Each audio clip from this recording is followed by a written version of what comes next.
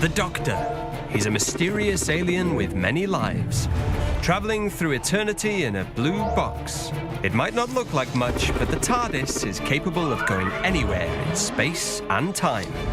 He's been from the Big Bang to the end of the universe. Wherever the Doctor goes, he makes friends, fights monsters, and saves planets. But he doesn't do it alone. He's taken his companions through history and into distant dimensions. One mystery remains. Who is the Doctor? Well, you're about to find out. Coming to the first Doctor after seeing his later incarnations is a shock. The first Doctor was a citizen of the universe, and a gentleman to boot. Played by William Hartnell, he first appeared out of a foggy London night in November 1963. William Hartnell's Doctor was very sort of stiff-collared and frock-coated and very much the sort of Edwardian, I suppose, gentleman. He was from another era. As a kid, I found the Doctor terrifying. He was your grandpa. He wasn't a nice grandfather figure. He was prickly, he was crusty, he was grumpy. You knew he'd kind of sorted out, but you didn't love him. I think he's probably the one a modern audience would recognise least, funnily enough. Although, clearly without him, there would be no subsequent Doctor Who of any kind. And when you first see him in An Unearthly Child, he is quite different from the man you're used to. Excuse me. What are you doing here? We're looking for a girl. We? Good evening. What do you want? One of our pupils, Susan Foreman, came into this yard. Really? In here? Are you sure? Yes. We saw her from across the street. One of their pupils, not the police then. I beg your pardon? Why were you spying on her? Who are you? I think it's possibly quite surprising to an audience that knows the show now to look back and see that that's how the Doctor started. I think also that there is something a bit frightening about him. I don't understand your attitude. Oh, yours leaves a lot to be desired. Will you open the door? There's nothing in there. Then what are you afraid to show us? Afraid? Oh, go away. He's not nice in any way at all, not remotely the genius hero you're used to. I think we'd better go and fetch a policeman. Very well. And you're coming with us? Oh, am I? I don't think so, young man. He's so unexpected, you don't know who he is, and I think that he gives a real sense of gravitas and a real sense of mystery to that character. Why won't you help us? I'm not hindering you. If you both want to make fools of yourselves, I suggest you do what you said you'd do. Go and find a policeman. This sort of seems, when you first see it, like a shocking continuity error, that the first Doctor wasn't anything like the other ones. But in fact, you see him change as he gets to know his companions. He becomes humanised. He gets smarter in his adventures. He starts to know how to deal with the life he's taken on. He definitely does soften up, and I suppose perhaps that's inevitable in any long-running show where it's difficult to keep your central character that remote and that difficult. Oh. Wonderful feast, my dear. I don't know when I've enjoyed a meal more. Oh, what was it? Well, the main course was breast of peacock. Delicious. With an orange and juniper sauce. Oh, exquisite. I think he liked having Barbara and Ian around. He'd got used to them in the character and the way Bill played it. Oh, Doctor, there's one thing I wanted to ask you. Well, go ahead, my boy. Now, what about the TARDIS? Well, what about it? Well, don't you think we ought to go and have a look at it? Oh, so you want to move on, do you? Move on? Certainly not. I'd like to stay here as long as possible. Good, that's settled. Settled, fine. He created something very unique and something that people took to in their millions, and yet the character of the First Doctor is quite different to what came after. 50 years ago, viewers watching that first episode would have been amazed to discover the Doctor's secret. Hidden inside his tiny police box was a vast time machine. I wish I could have my memory wiped and watch that first time you step into the TARDIS. What are you doing out there? She is in there! Close the door, please. Barbara, what are you doing? It must have been such a shocker. It was absolutely bewildering. If you went through a little telephone box and suddenly found yourself in an enormous space with a lot of machines that you couldn't recognize, you would be confused. Is this really where you live, Susan? Yes. And what's wrong with it? But it was just a telephone box. They actually make that moment of the TARDIS seem enormous. It seems so ridiculous, such a contrast to that dusty old blue box. The TARDIS can go anywhere. TARDIS? I don't understand you, Susan. Well, I made up the name TARDIS from the initials, time and relative dimension in space. The idea that this time machine with technology beyond anything we could begin to dream of should be cloaked in a battered wooden box, and that in some way it's malfunctioning from the start. You never knew quite what he was going to do, or where we would go. A thing that looks like a police box standing in a junkyard. It can move anywhere in time and space. Yes. Quite so. But that's ridiculous. You never knew if he knew what he was doing when he was flying this amazing machine. Oh, no, Grandfather, no! Let me go. No! Get back to the ship, child. Hold it. I cannot imagine what it must have been like in 1963 to have the treat of watching that happen for the first time and realising you were watching a quite different kind of show from anything you'd watched before. In a series about time travel, it wasn't long before the show dealt with the problem of changing history. There's a great problem when you tell stories about time travel, because to have any kind of dramatic jeopardy, you have to remove the notion that you can just go back and sort it out before it happened. What is it? What's happened? There's to be a human sacrifice today at the rain ceremony. Oh, no. And you have to establish quite early on what the rules of that are. And you must not interfere. Do you understand? I can't just sit by and watch. No, Barbara. Quite early on in the story with the Aztecs, the Doctor kind of sets out the stall for what the rules are in this world. There'll be no sacrifice this afternoon, Doctor. Or ever again. Barbara has been made a god by the Aztec people. And she thinks, well, if I'm a god, I'll stop them making human sacrifices. That's something useful I can do. The Doctor warns her that she mustn't do that.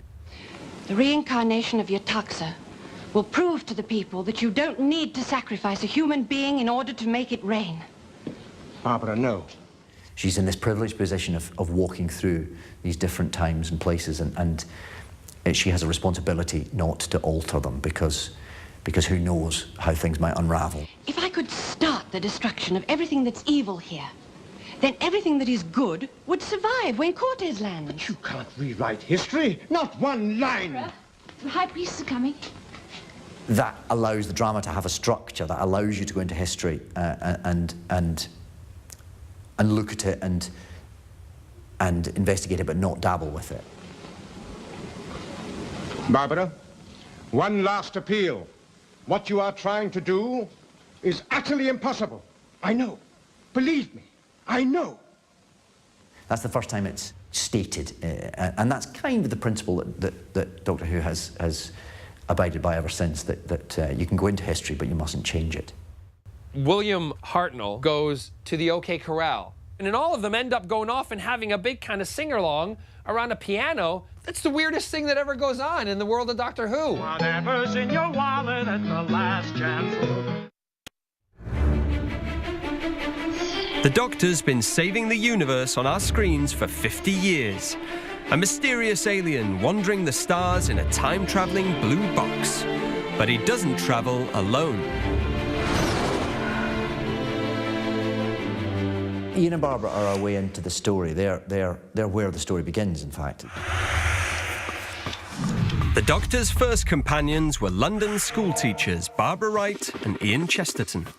They didn't choose to travel with him. The Doctor kidnapped them. Thankfully, their relationship improved over the course of their travels. They're very much the audience's eyes and ears. Susan? Oh, I'm sorry, Miss Wright. I didn't hear you coming in. Aren't they fabulous? Who? It's John Smith and the Common. They've gone from 19 to 2. John Smith is the stage name of the Honourable Aubrey Waits. He started his career as Chris Waits and the Callers, didn't he, Susan? Well, you are surprising, Mr. Chesterton. I wouldn't expect you to know things like that. I have an inquiring mind. We have Ian Chesterton, who's sort of your the most heroic form of school teacher you could ever imagine. He's a teacher you'd want to have, brave and brilliant and resourceful.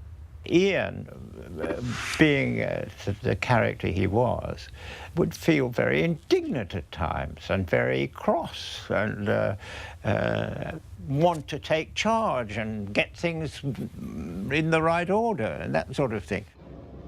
It's all so ridiculous, Ian. Barbara, we must concentrate on getting back. Just forget how absurd things are. Concentrate on getting back. Do you understand? Yes, all right. And Barbara is both, in a sort of rather special way, terribly sensible and really rather sexy. And so it's rather perfect. You've got these two school teachers like you would really like them to have. Is that the book you're promising? Yes. Thank you very much. It will be interesting. And of course you have, and again, talk about shocks, there, travelling in the TARDIS, is the Doctor's granddaughter. See you in the morning. I expect so. Good night. Good night. Good night, Susan.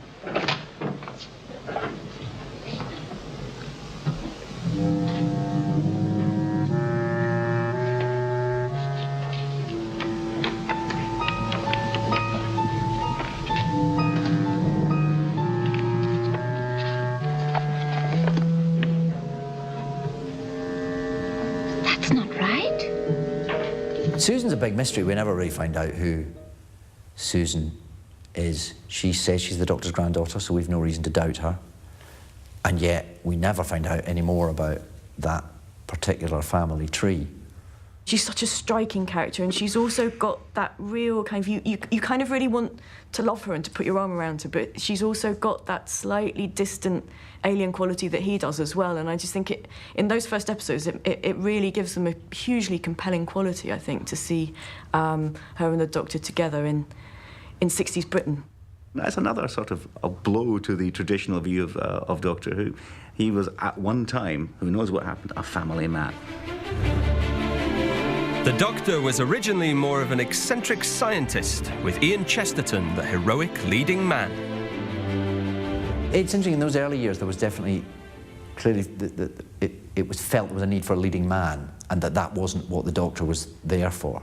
And the replacement leading man is very, very important. The first time they changed that part. And they sort of went for it. They went for Stephen Taylor, who's from the future.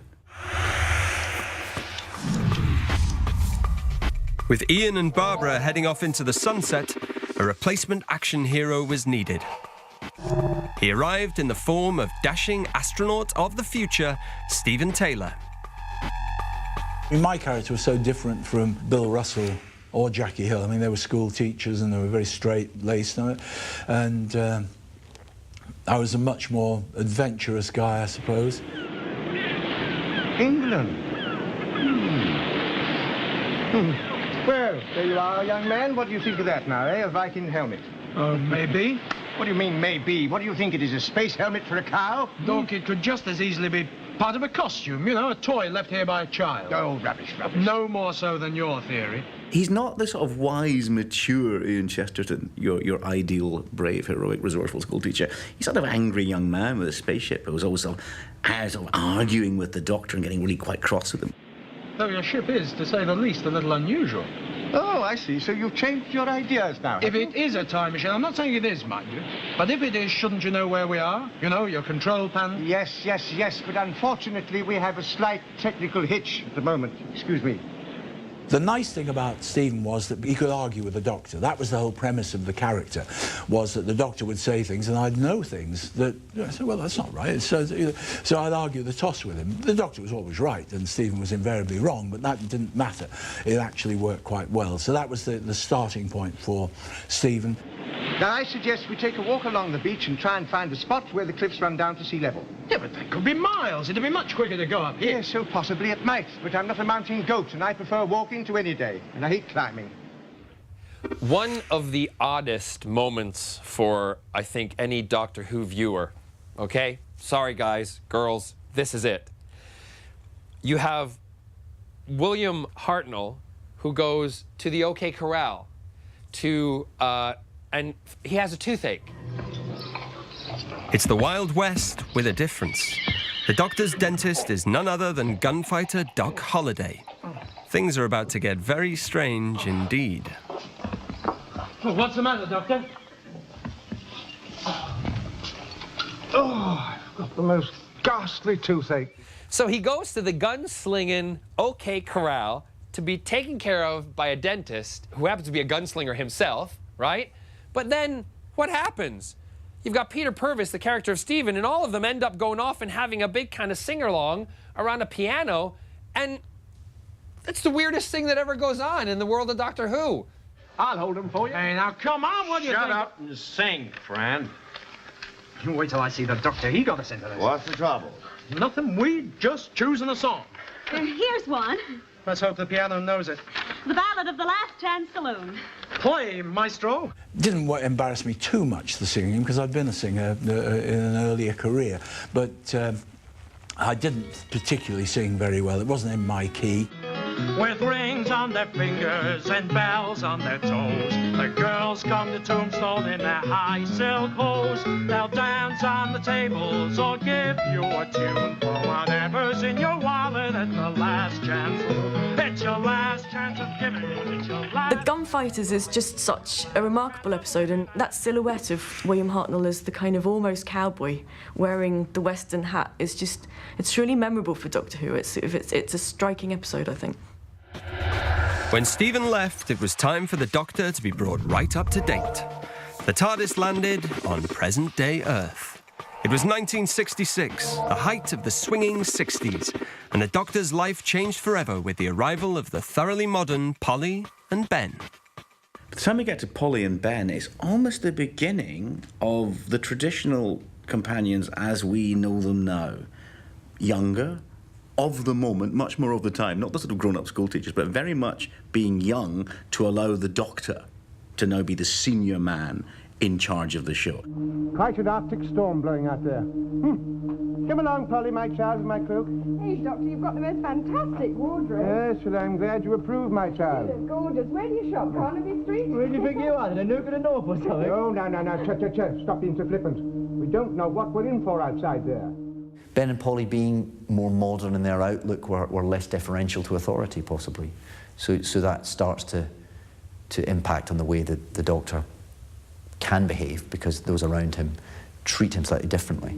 Come along. Here you are, Doctor.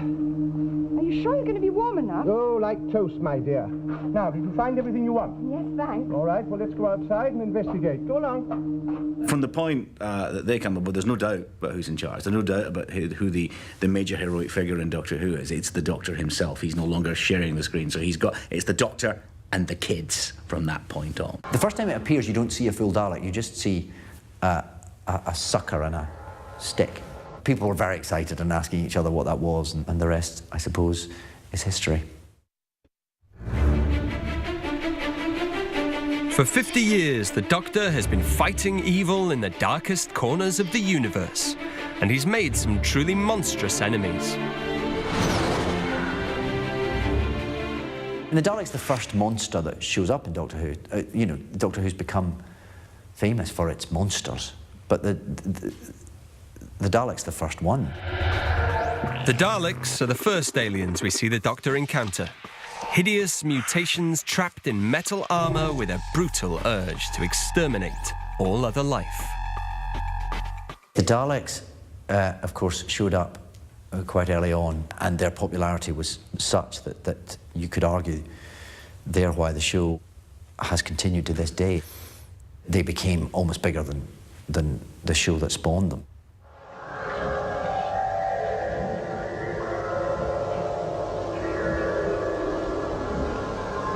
The first time it appears, you don't see a full Dalek. You just see a sucker and a stick.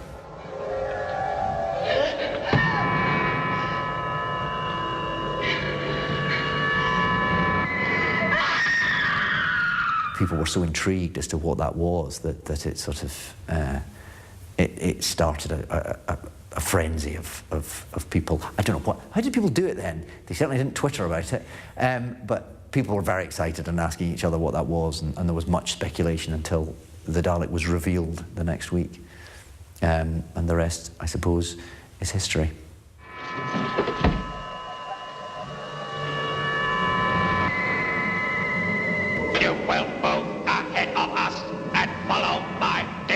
shots. This way. Immediately. Daleks in this original story are a one-off monster. Like all successful Doctor Who monsters, they began as a very definitive one-off. They weren't supposed to be universe-conquering demons. They were just supposed to be the survivors of a terrible nuclear war, and they were so mutated and injured by this war, they had to build tanks in which they lived. It's a little creature inside a metal pepper pot with a gun. I said immediately.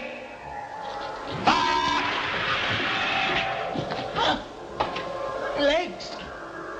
My legs! The original intent was that they were the battle-scarred survivors of a terrible conflict. And that makes them, in that particular story, in a way just so much more spooky and interesting.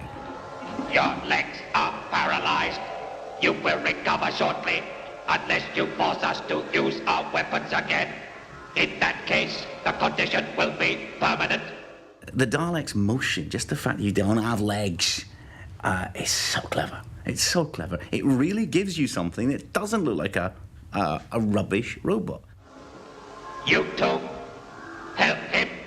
What you have is this brilliant piece of design, you know, ridiculously small budget, created this very simple but very brilliant thing which caught on and which became something that's recognised even now around the world. You know, you'll have people who've never seen Doctor Who know what a Dalek is.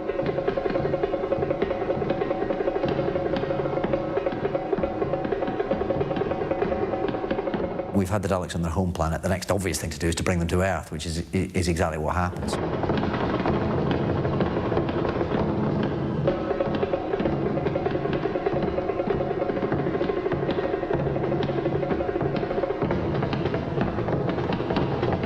As with all monsters that the Doctor absolutely definitively destroys, they have one get-out clause. If they're terribly popular, they mysteriously survive. Suddenly they were invading Earth. They were invading Earth. The human beings are to be taken to landing area 1. Daleks on Earth? Dr. Hermes. Leave this to me, dear boy. I think you'd better let us go. We do not release prisoners. The point at which modern Doctor Who again starts to be born is actually the beginning of, I think it's probably episode 2 of the Dalek Invasion of Earth, where the Doctor, who up until this point has mostly been concerned about running away and getting back to the TARDIS and being selfish and slightly malignant, having discovered that the Daleks have invaded Earth, announces he's going to pit his wits against them and defeat them. We are the masters of the Earth. Not for long. Obey us or die. Die? And just who are you to condemn us to death, I think we better pit our wits against them and defeat them. So suddenly he's changed his MO entirely. He is now officially recognised as the enemy of the Daleks and the enemy of invaders. And that's a sort of key moment. You think, oh yes, Doctor, you can do it. I warn you, resistance is useless. Resistance is useless. Surely you don't expect all the people to welcome you with open arms? We have already conquered Earth. He had realized the terrible evil of the Daleks, and therefore they had to be confronted. Conquer the Earth, you poor pathetic creatures, don't you realize? Before you attempt to conquer the Earth, you will have to destroy all living matter. Take them, take them. We talk about William Hartnell being the first Doctor, but there was no sense when he got the job that he was anything other than the only Doctor, that there would ever be any others. There was no suggestion that the Doctor at that point would or could or should be anything else. No sense that the show would run for 50 years. But there was something peculiar and unique about this show and about this man in a magic box. Without him doing what he did, we wouldn't be sitting here now in the 21st century talking about a futuristic man from 50 years ago.